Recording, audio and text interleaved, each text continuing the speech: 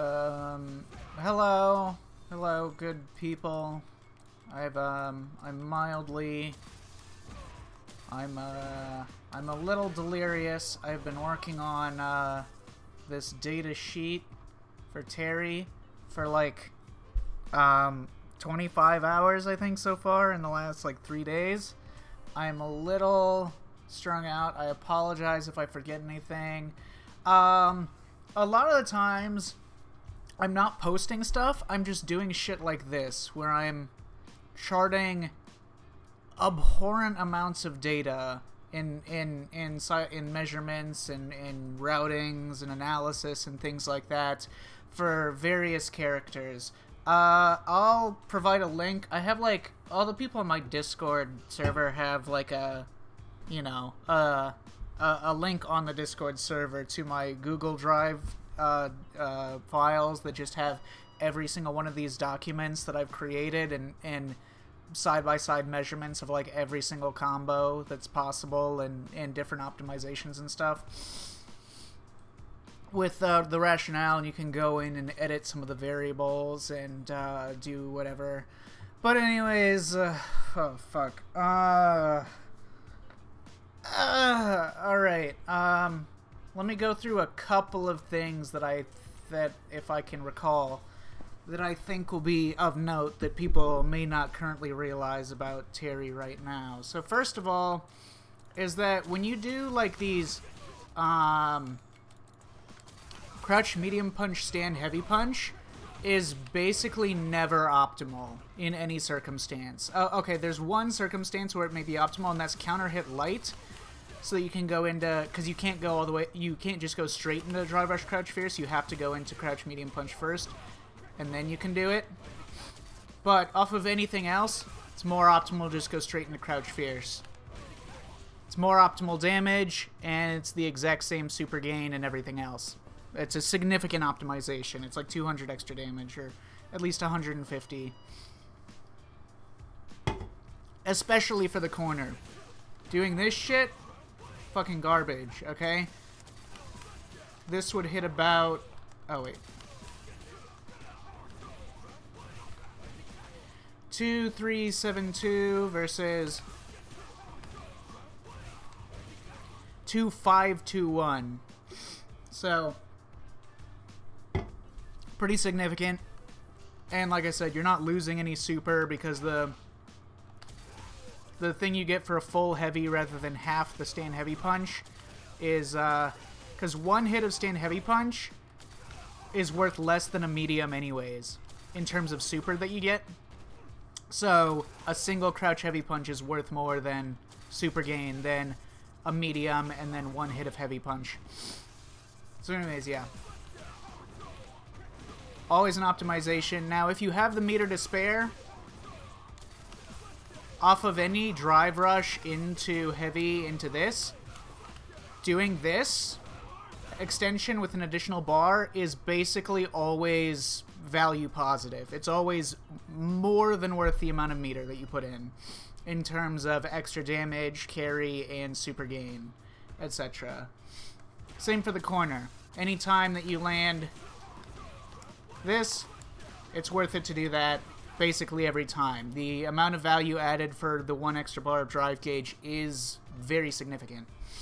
As you can see, an extra 400 damage and much more super gain. So usually I would say the way that you, like, typically value drive gauge is, like, doing, say, crouch medium kick, drive rush button. I would chart this as about worth 350 to maybe 375 damage per drive gauge. Like, this situation that it gets you and the general likelihood that you'll win the next mix-up, etc., puts the value of doing that at about 350 damage per drive gauge, the drive gauge that you're spending. Or more. Probably usually a little bit more, so probably closer to 400 value per drive gauge, but with some caveats there, and obviously that's not... it's based on a lot of statistics that depend on what situation unfolds afterwards, and it only slightly takes into account the threat of the opponent reversaling you and changing the situation on you from your offense.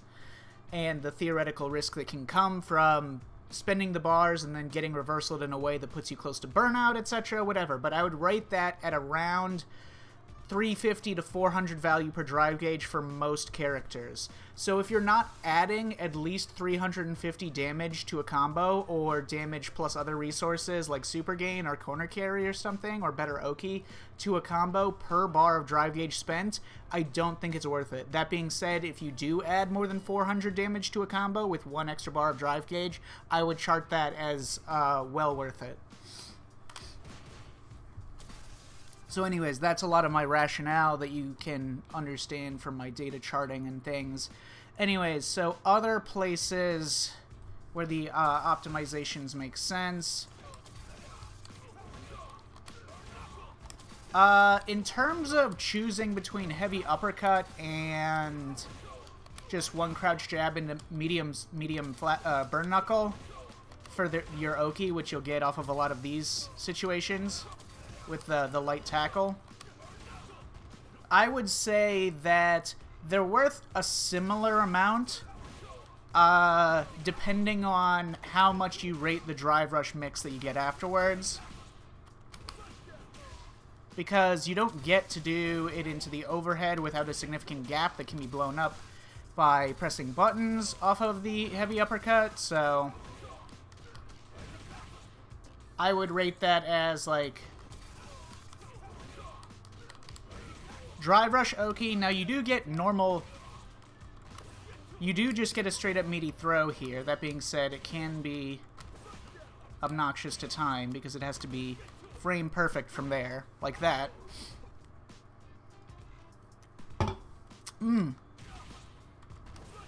Now, other than that, your drive rush Oki scenarios, you can do drive rush crouch medium punch, and then you're in a situation where if it hits, you get a big combo, and if it's blocked, you're +3 and in throw range. That being said, because of the temporary throw invincibility that characters get when they are in block stun, or coming out of block stun rather, it means that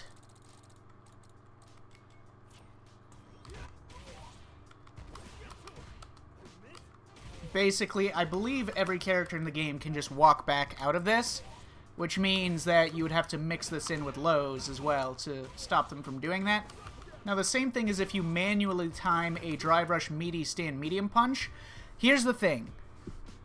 These are the frames of stand medium punch. Drive rush stand medium punch, okay? This frame, if it hits on this frame, which, you know, here to here, is the last active frame that it's possible to hit it on, it's +3, and you're close enough to throw afterwards, but the opponent will still be able to avoid the throw by just walking backwards. If it hits on this frame, okay, the second active frame, if it hits on the second active frame and it's +2, you're plus enough to go for the throw, and the opponent cannot walk backwards. That being said, it has to be literally frame perfect for them to not be able to walk out of it.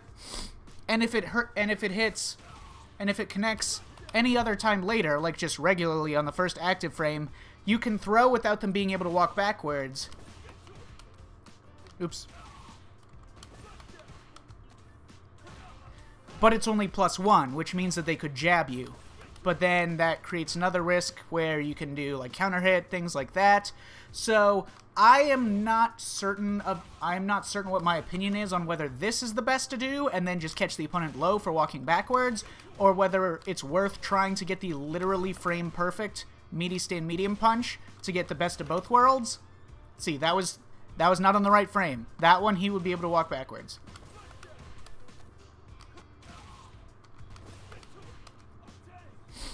Yep, wrong frame. It needs to be this frame.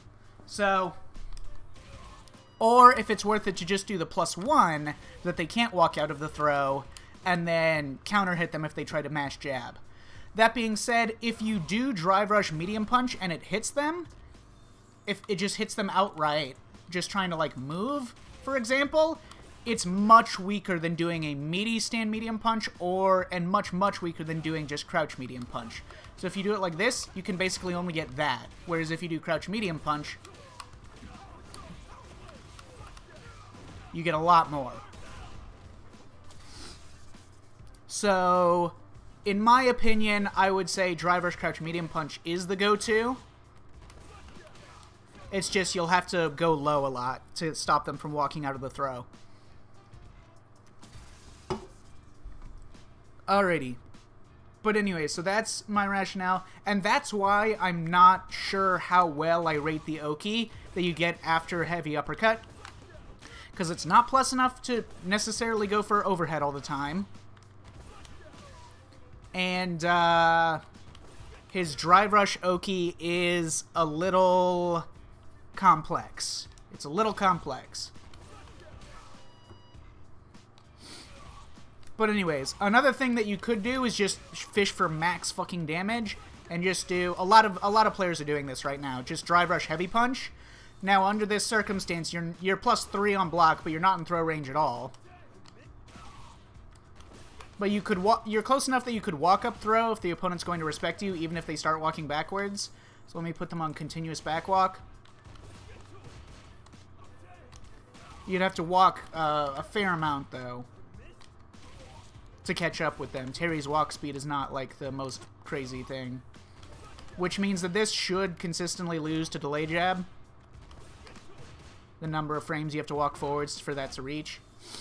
So that's not necessarily the best offense per se, but you're not really guaranteed to throw no matter what you do anyways, unless you do either a light, which is difficult because if it hits, then you're 2+ and it's hard to react to that and not go for the throw immediately afterwards, or a perfectly timed meaty drive rush stand medium punch on the second, not the first or the third active frames, which is hard to do. So drive rush stand heavy punch also makes sense. You don't get a real throw mix afterwards, but it is extremely rewarding on hit.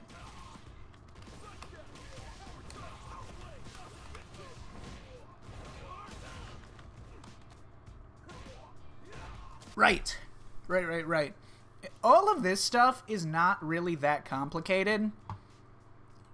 His ideal routing, like, some routes may or may not be worth it to do, like, special corner carry extensions. Like, let's say I hit him with this.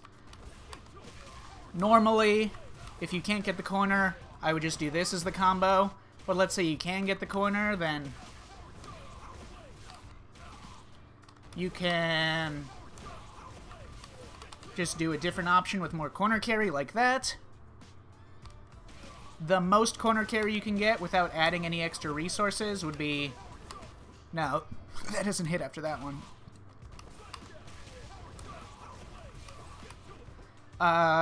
Yeah, would be just like the knuckle or something. And then if you really need to add extra resources,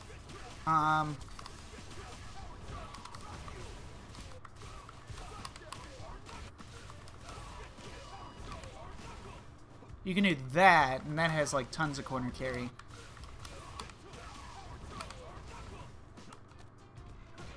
So that's corner to corner, just in one combo. You don't need to add anything else to that. Let's see. Other optimizations. So you know your corner routings. You've got shit like that. You've got, blah... blah. Interestingly enough, his supers are, like, not worth it for their combo extensions. Under any circumstances. Like, not the double level 1 stuff that you can do. That's not worth it in terms of just, practical usage. His supers, as I've measured them, I think I put all the super stuff, yeah. All the, like, places, not in terms of max damage, but just practicality for a match. These are, like, where I put all of his supers. So the most value you can get from a super is, let's say, the opponent is, like, on a jump out, right? So you do, like, this, and then you throw. This is the most value you can get for a single bar of super, is anti-air with level 1 in a place where you wouldn't have been able to anti-air with anything else. Now, he should be able to get this a lot because it doesn't just have to be here. He can do this and then go low with his target combo. And then still anti-air if they jump out. And constantly, if he's throwing out these and there's a far jump, like let's just say the opponent just like neutral jumps. Actually, here, let me set this up. You can't fucking neutral jump it. You can't forward jump it from here. His level 1 is absolutely absurd at doing this.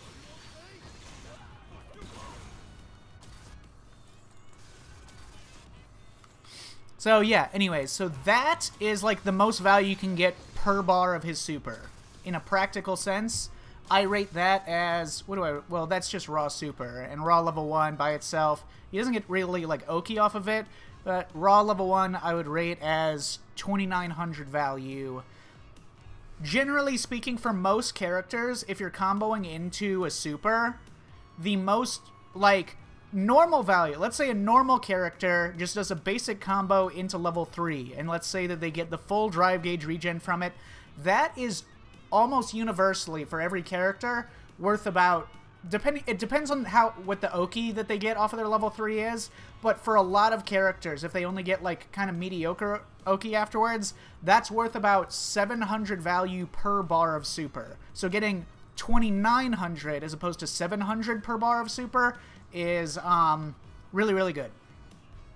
So, but most characters, or at least more than half the cast, have like circumstances where they can use their supers and combos and get more value than that. Like a good usage of super during a combo is usually like about adding 900 to 1000 value to a combo, and then other characters just have supers that are completely fucking broken. Like for example, Ed will add like literally 7000 value to a combo just by doing a level 2. He will add literally 7,000 extra value in terms of the super that he builds, and it's nerfed. It was nerfed. I haven't remeasured it since they nerfed his super gain during the combos, but they didn't nerf it by that much. So I'd imagine it still hits 6,000 extra value added, which would be 3,000 per bar. So, yeah, fucking lunacy.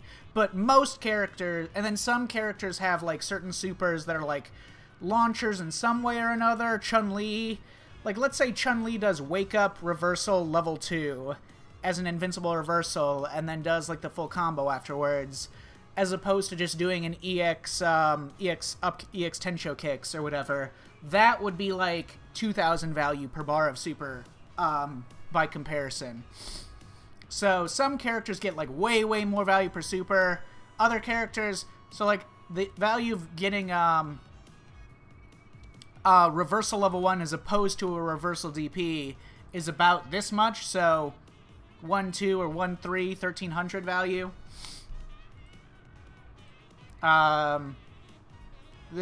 If you want to see, these are my math equations and stuff for how I calculate overall value to a combo, and you can adjust the variables and things right here. Some of them are interpretive or based on statistics. For example, when I measure the Oki, I create scenarios where I create a variety of statistical outcomes that might occur from a particular Oki scenario. And then I sort of calculate the average value of those statistical outcomes and put it into an evaluation. So anyways. Right. So yes, highest value per bar of super is getting this as an anti-air in a place where he would not normally be able to anti-air without level 1. Next highest value per super is similarly a place where he can link level 1 where he wouldn't normally be, where he would normally not get anything. So like off of that, that's one of the highest. That is, I would say, his most default like high value way to spend super is getting those confirms, those counter hit confirms. Now he can also do this under circumstances with Fireball. If you see that you're going to connect, his Fireball is going to connect in like a counter hit or punish counter by hitting a whiff, he can usually convert those from about mid-range into level 1. Nothing else he does would work. Not Drive Rush, nothing. He can also trade through a variety of fireballs. For instance, if I have Ryu do... He can do stuff like that, and then combo off of fireball trade interactions. Oops, too early.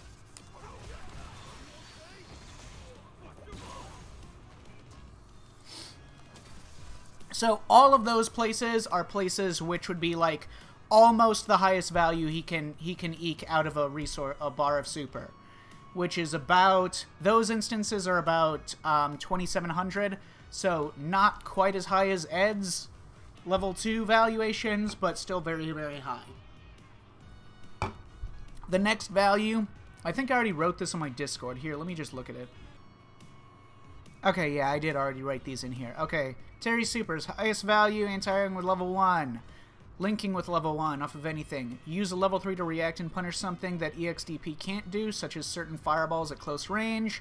Raw level 3, especially Raw CA, is similar to that of the level 1. Reversal level 2 in the launcher when the follow-up combo will reach the corner where EXDP would not, is the next highest value potential for Resource Super. Raw reversal level 3, in a place where EXDP would also hit. Raw reversal level 3 landing is the next highest after that. Punishing a fireball on neutral with only the first hit of level 2. I'm actually not sure. I didn't test if you can get... Let me test that right now. Because you can't really...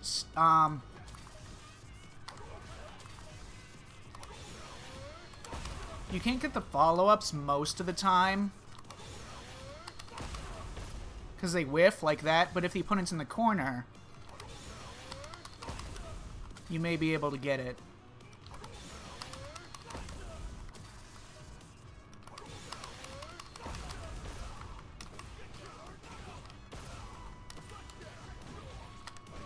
And then you can get shit like that. Yeah, that makes sense. So that's probably also high valuation, worthwhile. And then, let's see. If you don't have level 3, reversal level 1 and level 2 are similar. And then no supers are worth anything during combos. Unless they kill, supers do not add meaningful amounts of value to any of his combos.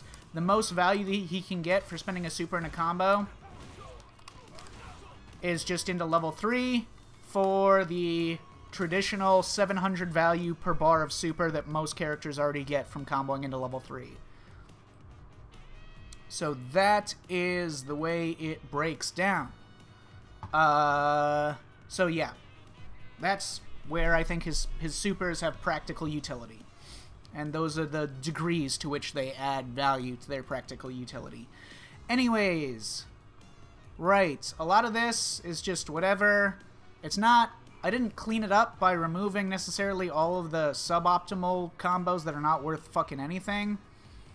But the most complicated part of Terry by far is his max damage combos. So, not combos for practical utility.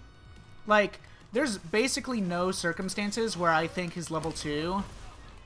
There's almost no circumstances where it has practical utility, because it's not worth the amount of drive gauge that you spend. It's plus the super gauge that you're spending, it's just not worth it. Compared to doing that, right? The value that you're adding per super plus drive gauge is just not comparable. It's not worth it. It's not hitting that base level, like 350 damage per drive gauge plus 1,000 damage per super, etc. thresholds that we want to be hitting. It's just not worth it. So, instead of that, what was I going to say?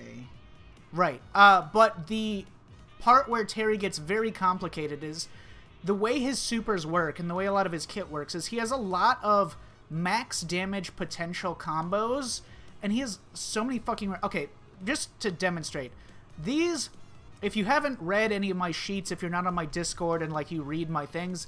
These I call the 0.1s, that are max damage combos to close out a round based on your current resources how much super and how much drive gauge. 0.1 refers to the fact that you can spend any amount of super. So if you start at 0.1, what's the max damage you can get? Etc.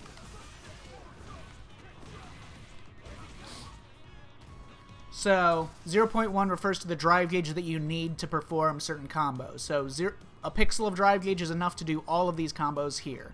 Okay? So these are 0.1's mid-screen and in the corner. Now this does not include every single potential scenario that you could land a hit in, and it also doesn't include combo situations where you start in mid-screen but you can reach the corner and thus change the ender of the combo slightly. I did not measure any of that shit here. There's a couple of instances where I put places where doing the EX tackle, or whatever this is called, is more optimal in certain screen positions here, where you can get heavy crack shoot and a heavy DP like that, where you're close to the corner but not in the corner yet, but also not in mid-screen where that's not possible.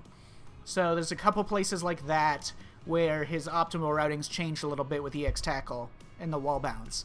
But anyways, this is the size of the document. See how we're only here?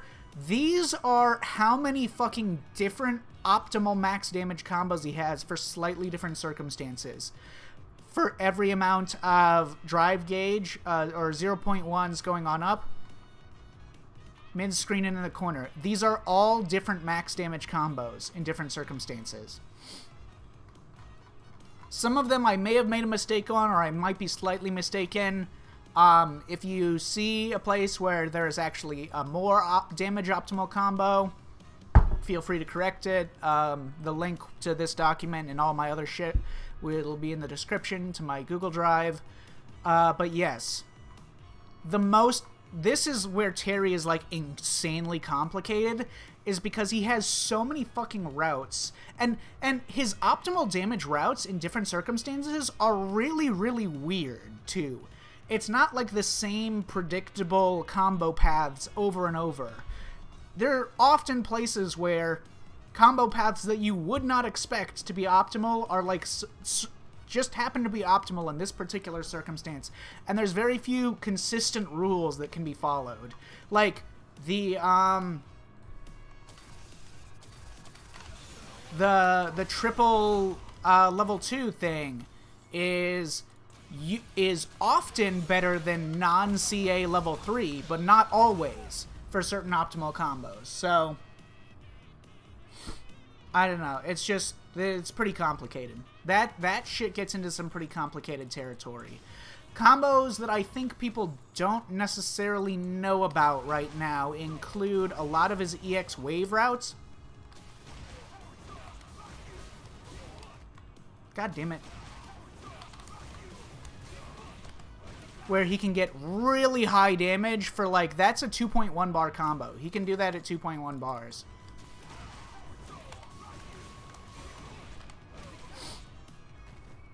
So, yeah, he's got some, anyways, so I will let you all peruse this shit. You can talk to me on my Discord if you want to, if you have any questions, because these are not, I understand that I work on these fucking documents for so long that I know what all the numbers and words and phrases mean, but other people don't, so I get that. But yes, feel free to peruse and malign. What's my current max damage combo? I've not been on Twitter, so if there's like Twitter tech I'm not familiar with. Okay, this is, I think, where I hit max damage. Oh, not including certain circumstances. Like, I am sure that getting punish counter, I would imagine that getting punish counter this at a very specific spacing would actually be more optimal. So, like, oh, yeah, that's a different routing altogether, so.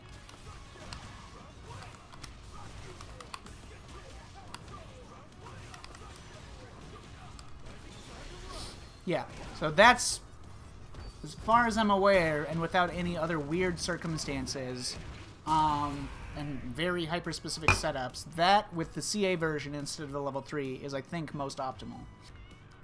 I actually wrote that as 610 instead of 601. There we go. Okay, that's accurate. Alrighty. Yes. I'm gonna take a nap.